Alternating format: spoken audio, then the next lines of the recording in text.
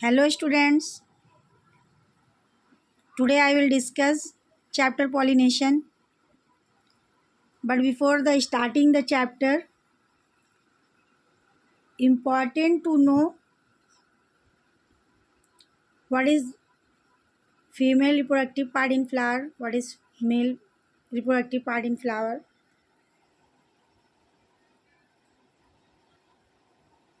आप लोगों को देखना होगा फ्लावर का ये डायग्राम आप लोगों को शो कर रहा है कि स्टिग्मा किसे कहते हैं, एंथर और फिलामेंट दोनों क्या है। ये मेल रिप्रोडक्टिव पार्ट है, दोनों को कलेक्टिवली बोलेंगे stamen. Stigma, style, ovule, ovary, ये सब कलेक्टिवली पार्ट बोल सकते हैं। इसको पिस्टिल, ये फीमेल रिप्रोडक्टिव पार्ट है, या इसको कार्पेल भी बोलेंगे। आप लोगों ने फ्लावर के चैप्टर में ये सब पढ़ा होगा।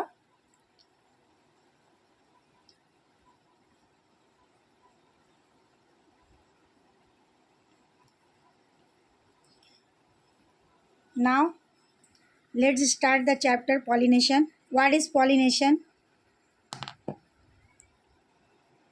Pollination is the process by which pollen grains, which are the male gametes of plants, are transferred from the stamen, male part of the flower, stamen किसको बोलते हैं? male part of the flower, to the stigma, female part of the flower.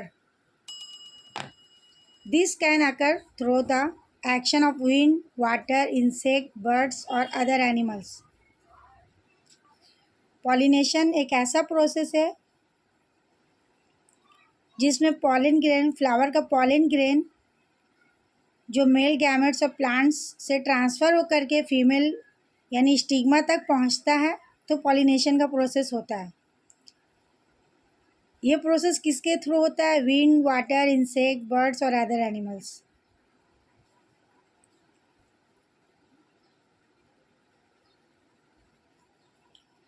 Next, types of pollination. All plants having flowers completely rely on pollination method for reproduction. There are two types of pollination: self pollination and other is cross pollination.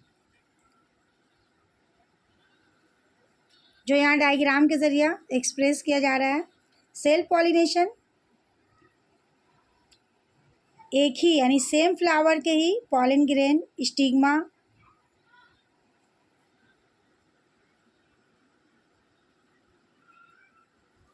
Pollen grain stigma में चला जाता है, पहुंच जाता है, तो उसको self pollination बोलते हैं। क्रॉस पॉलिनेशन एक प्लांट का पॉलन ग्रेन एक प्लांट का पॉलन ग्रेन दूसरे प्लांट के स्टिग्मा तक पहुंच जाता है, तो उसको क्रॉस पॉलिनेशन बोलते हैं। अदर प्लांट्स के स्टिग्मा तक पहुंच जाता है, उसको क्रॉस पॉलिनेशन बोलते हैं। डिटेल में पढ़ेंगे हम लोग। Next, self pollination. What is self pollination? It is referred to as the primary type of pollination as it includes a single flower. Self pollination occurs when pollen grains fall directly from anther into the stigma of the flower.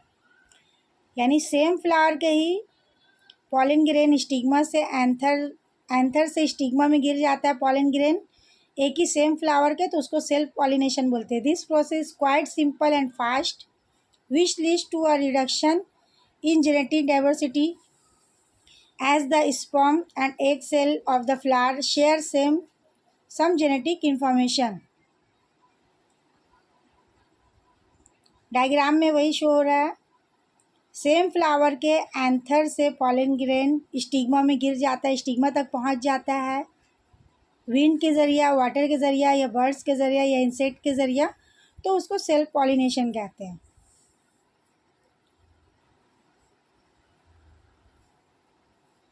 Advantage of self pollination.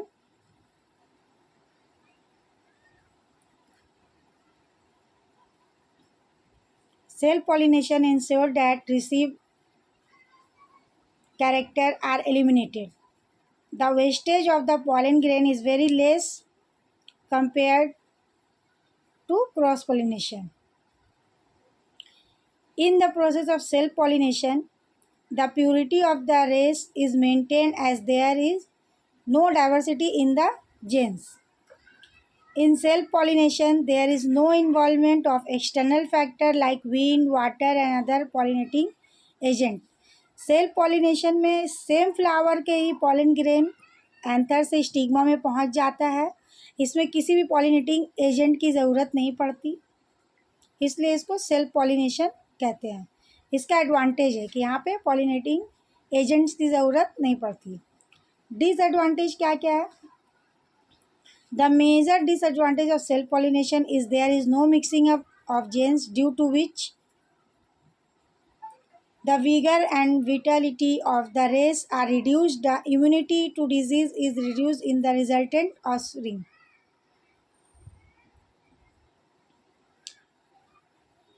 Other type is cross-pollination. It refers to a complex type of pollination that allows the transfer of pollen grain from the anther of the flower into the stigma of another flower. ये complex type है pollination का, क्योंकि यहाँ पर pollen grain एक flower के anther से दूसरे फ्लावर के स्टिग्मा तक पहुँचाया जाता है पॉलिनेटिंग एजेंट्स के ज़रिया। This method leads to an increase in genetic diversity as different flowers will share and combine their genetic information to create unique offspring. This is shown in this diagram. Pollen grain, wind या insect के through दूसरे other flower के stigma में जा रहा है, इसी को क्रॉस पॉलिनेशन बोलते हैं। Advantages of cross pollination: the produced seeds are good in vigor and vitality. All unisexual plant can reproduce through the process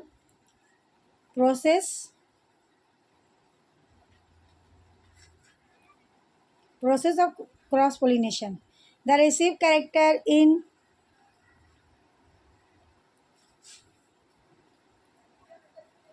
the lineage and eliminate result of genetic recombination. Disadvantage of cross pollination: in this process there is a great wastage of pollen grains.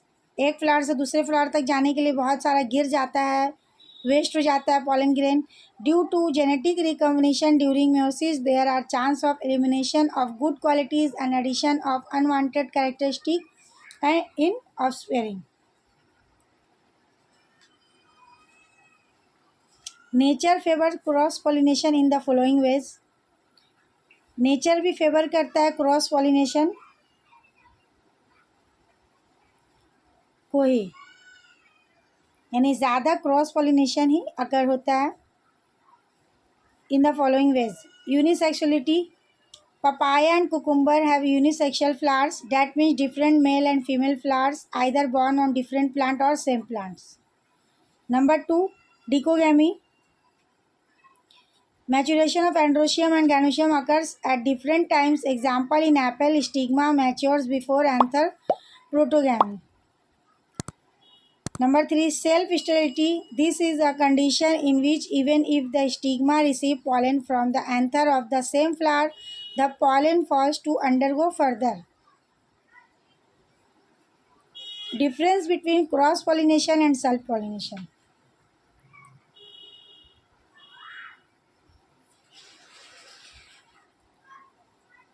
Cross-pollination and self-pollination are part of the reproductive process of the plant. Pollination involves the transfer of pollen from the male reproductive part, anther, to the female reproductive part, stigma of a flower.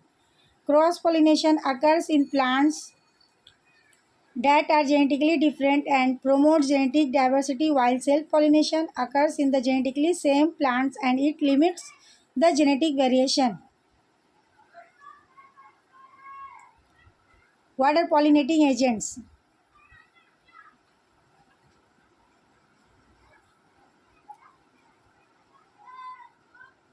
The agents which are involved in transferring the pollen grains from one flower to another flower are called pollinating agent. मैं बार बार बोल रही हूँ कि wind insect, birds या aquatic plants जो pollinating agents के तौर पर काम करते हैं, वो सब इन्वॉल्व होते हैं पॉलन ग्रेन को, एक फ्लावर के पॉलन ग्रेन एंथर के पॉलन ग्रेन ले आकर के दूसरे फ्लावर के स्टिग्मा तक पहुंचाने में।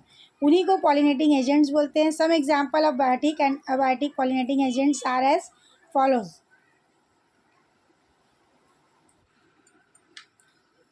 Pollination by insect. Pollination by insect को इंटोमोफिली कहते हैं। उसका कैरेक्टरिस्टिक दिया हुआ है। Most frequent in angiosperms, small amount of pollen grain. Pollens are sticky with a rough surface, so they may easily stick to insect limbs. Special relationship between flowers and insect. Insects visit flowers to secure food in the form of pollen sap and nectar to deposit their eggs and for shelter, etc. Pollination by wind. Anemophily. There are only a few flowers that use wind pollination and their feature are greenish, small and outerless flowers. बहुत कम flowers ऐसे हैं जिनमें pollination wind के ज़रिए होता है, जो greenish type के होते हैं, छोटे होते हैं, आउटरलेस, कोई खुशबू नहीं होती उन फ्लावर्स में, कोई अच्छी स्मेल नहीं होती। As this flowers do not attract the pollinators, जिस वजह से इंसेक्ट्स उनसे अट्रैक्ट नहीं होते, इसलिए इसमें पॉलिनेटिंग एजेंट क्या है? विंड है। ऐसे फ्लावर्स का पॉलिनेटिंग एजेंट कौन है? विंड है। There energy is not used for making colourful petals. This type pollination usually occurs when plants lack flowers with nectar and other feature including conspicuous. The male part of the anemophilous flowers tend to produce very large quantities of pollen and stigma. The female reproductive part of a flower are very large, sticky and feathery to extend completely outside the flower. Pollen grain sticky होता है, feathery होता है, ताकि आसानी से winds के ज़रिए winds उसको उड़ा करके दूसरे फ्लावर के स्टिग्मा तक ले जा सके। Thus the pollen is more likely to reach them, और आसानी से वहाँ पहुँच जाए और पॉलिनेशन विंड के ज़रिए पॉलिनेशन ऐसे फ्लावर्स में हो। Hydrophily pollination. हाइड्रोफिली का मतलब pollination by water. Hydrophilous flowers are small and inconsequential like anemophilous. इनका कैरेक्टरिस्टिक क्या है? Hydrophily pollination takes place completely under water. More common pollination of flower below water level and is found in submerged plants like Najas, Caterphyllum, Angiostera. Arenchyma present in anther float. ऐसे flowers जो पानी के अंदर होते हैं, water में रहते हैं, इसलिए उनमें हाइपोहाइड्रोफिली होता है। मतलब जो फ्लावर्स वाटर में ही रहते हैं, वाटर में ही पाए जाते हैं, एक्वेटिक प्लांट्स है, उनमें पॉलिनेशन वाटर के ही ज़रिए होता है। उनका पॉलिनेटिंग एजेंट क्या होता है? वाटर। एपीहाइड्रोफिली, अभी हम लोगों ने पढ़ा है हाइपोहाइड्रोफिली। इनमें क्या होता है? Pollination takes place completely under water. But epihydrophily pollination of flower at the surface of the water. Surface of the water होता है। Example vallisneria. Whole male flower break and float on the surface. Female flower are raised to the surface by a long spiral stalk. Aquatic plants में pollination इनके ज़रिए होता है।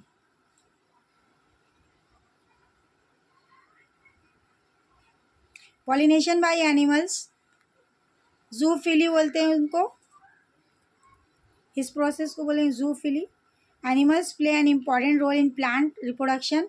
They help in seed dispersal. When an animal eats the fruits of a plant, they move to a different location. This movement helps spreading the seeds, and with this, we get new plants to new location.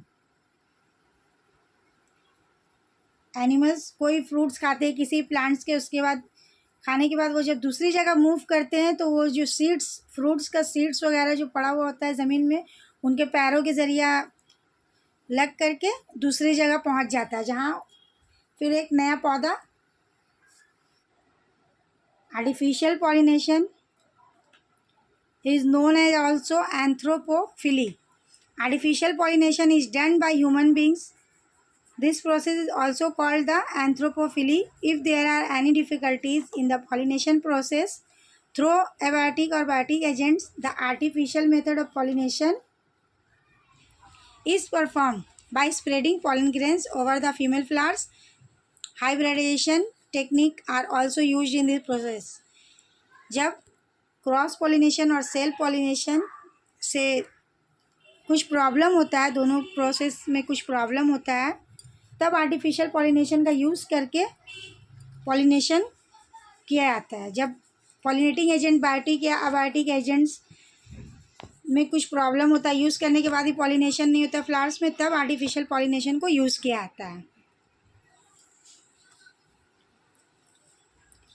Fertilisation,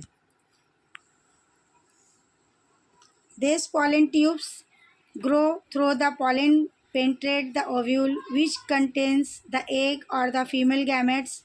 The pollen tube enters the ovule through the area called micropyle and bursts into the embryo sac. This is shown in this diagram.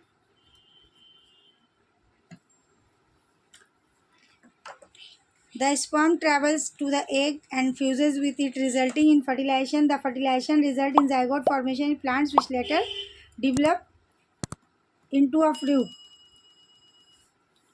Following fertilization, the zygote cells start to divide and eventually turns into an embryo or growing plant. The embryo is kept latent in a seed capsule until the right environmental factors.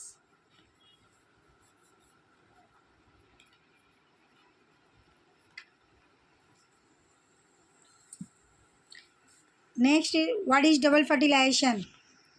Double fertilization is a chief trait of flowering plants. In the phenomena, one female gamete unites with two male gametes. One of the male gametes fertilizes the eggs, resulting in the formation of a zygote, and the other unites with two polar nuclei of the formation of an endosperm.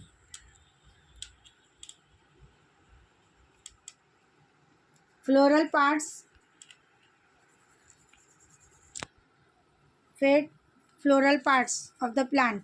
The different floral parts are the pedicel, receptacle, sepals, calyx, petals, corolla, perianth, filament, anther, stamen, androecium, ovary, ovule, style, stigma and pistil, that means ganoecium. ये सब fertilisation के बाद ये सारे parts गिर जाते हैं flower के। Stamens, styles, petal and stigma wither and fall off in most cases.